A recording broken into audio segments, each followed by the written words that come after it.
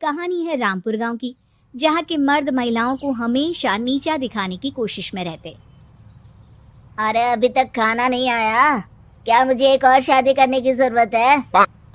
नहीं जी नहीं, ऐसा मत करना, वरना मैं कहाँ जाऊंगी। खाना लेकर मैं अभी आई जी। गांव की पंचायत में भी फैसले हमेशा औरतों के खिलाफ ही रहते। मैं जो फैसला सुनाता हूँ वो भगवान की आज्ञा होती है। इस लड़के ने अपने मन से शादी करके अच्छा नहीं किया।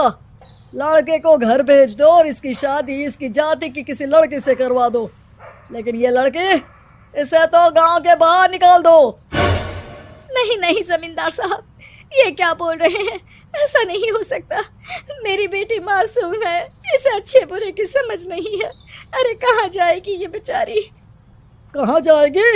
इतनी चिंता है तो पूरे परिवार का गांव निकाला कर देते हैं। बेचारे पूरे बसे बसाए परिवार को गांव छोड़ना पड़ता है। चाहे जो हो, अगर बेटियों को कंट्रोल नहीं कर सकते तो गांव में रहने का कोई मतलब नहीं है। यहाँ औरतों को दब कर रहना होगा। कोई भी अपने हिसाब से कुछ नहीं कर सकता, सब ईश्वर की मर्जी से ही होगा। तभी गांव का एक आदमी दौड़ा दौड़ा आता है। सरपंच साहब, जमींदार साहब, वो कालिया है ना, उसकी बेटी पढ़ने के लिए शहर जा रही है।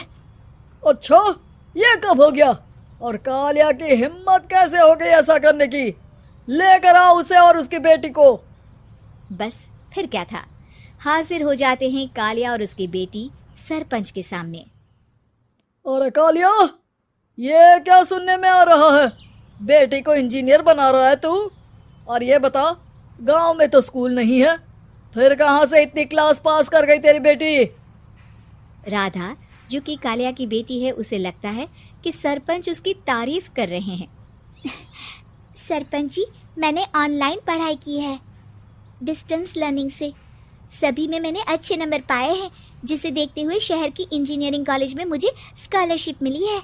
वाह जी वाह, क्या होती है ये?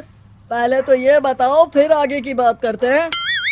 पूरा गांव राधा की बात सुन रहा था और राधा बोलती जा रही थी। तो ऐसे मैं फ्री में एक अच्छी शिक्षा लेकर गांव में जो कुछ परेशानियां हैं, जैसे बिजली, पानी और इंटरनेट जैसी समस्याओं के लिए काम करूंगी। मैं गांव को शहर से जोड़ने के लिए पुल का निर्माण करवाने का प्रस्ताव रखूंगी।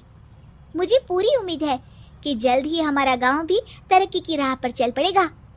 राधा की बात सुनकर सारे गांव वाले ताली बजाने लगते हैं।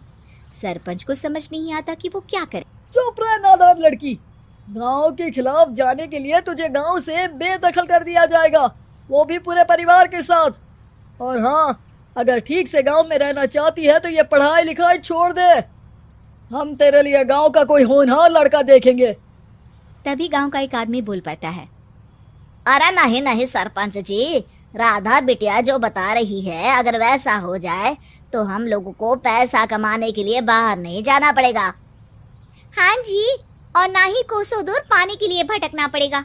हमारे बच्चे भी अच्छी पढ़ाई कर सकेंगे और आगे बढ़ेंगे, ना कि हमारी तरह खेती करते बैठेंगे। क्यों गांव वालों, राधा बिटिया का साथ देना चाहिए ना। सरपंच देखता है कि गांव राधा के साथ है तो वो चुप हो जाता है। वो घर आकर अपने सलाहकार से बात करता है, जो बहुत ही चालाक किस्म का इंसान होता है। अरे सरपंच साहब, आपको बहुत ही होशियारी से काम लेना पड़ेगा। एक बार गांव तरक्की कर गया, यहाँ के बालक पढ़ लिए तो कोई ना पूछेगा आपको। और फिर ये जो बेटा और बेटी है ना आपके, इनको भी आम लोगों की तरह ही जीवन जीना होगा। हाँ, लेकिन करे तो क्या करे? वो ना आप मुझ पर छोड़ दीजिए, बस मैं जैसा बोलूं करते जाइए। अगले रोज सुबह जब गांव वाले सोकर उठते हैं तो राधा के घर के बाहर और साथ ही वो लोग जिन्होंने राधा का सपोर्ट किया था, उनके घर के आगे लाल रंग से कल आऊंगी लिखा होता है। कल आऊंगी, ये क्या होता है? अरे यह तो खून से लिखा है, लगता है कोई भूत प्रेत या चुड़ैल का साया है। चलो सरपंच जी के पास चलते हैं। सभी सरपंच के पास जाकर उसे सारी बात बताते हैं। और ये तो बड़ी मुश्किल की बात है। चलो मैं एक बाबा को जानता हूँ, उन्हें बुला लेता हूँ। सरपंच बाबा को लेकर गांव के घर के बाहर जाता है।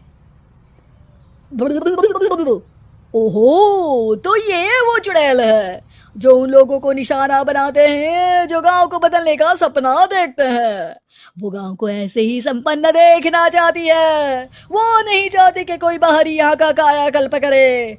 क्या तुम लोगों में से किसी ने गांव को बदलने की सोच रखी है? तभी राधा की माँ रोते रोते आती है। मेरी राधा घर से गायब हो गई है। अरे कोई तो बचाओ, मेरी बच्ची कहाँ गई?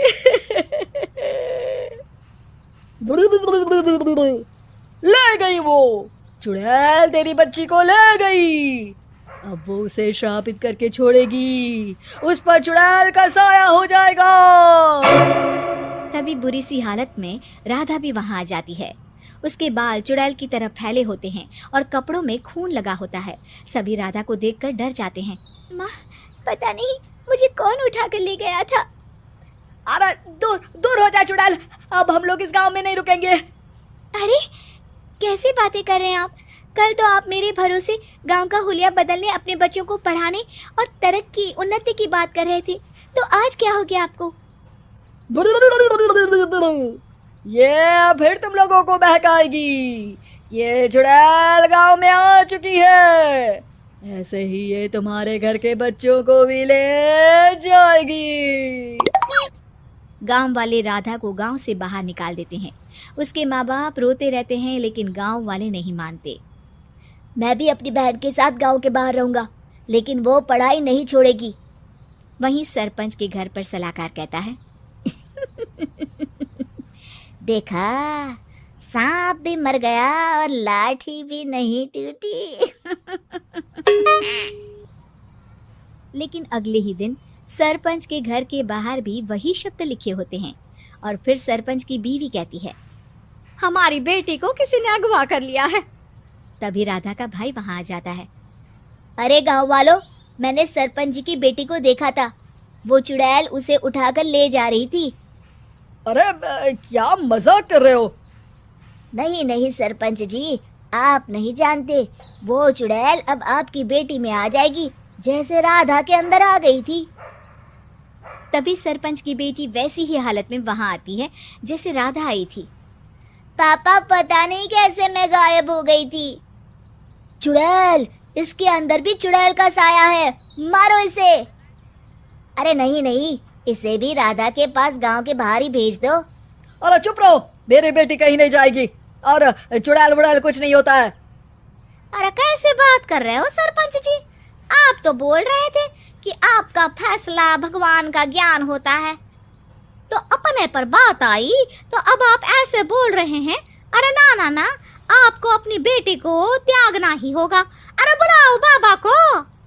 राधा का भाई बाबा को ले आता है, जिसे अब गांव वालों के डर के कारण सच बोलना पड़ता है। मैं कोई बाबा नहीं हूँ, मैं तो मोची था। ये सलाहकार महोदय ने मुझे कहा था एक्टिंग करने को। अब वो मुझे पैसे देने वाले हैं। अब मुझे माफ कर दो। गलती हो गई, मुझे माफ कर दो। तभी वहां राधा आ जाती है। देखा सरपंच जी, जब गांव के बच्चे साक्षर होंगे तो आप जैसे लोगों की चालाकी नहीं चलेगी।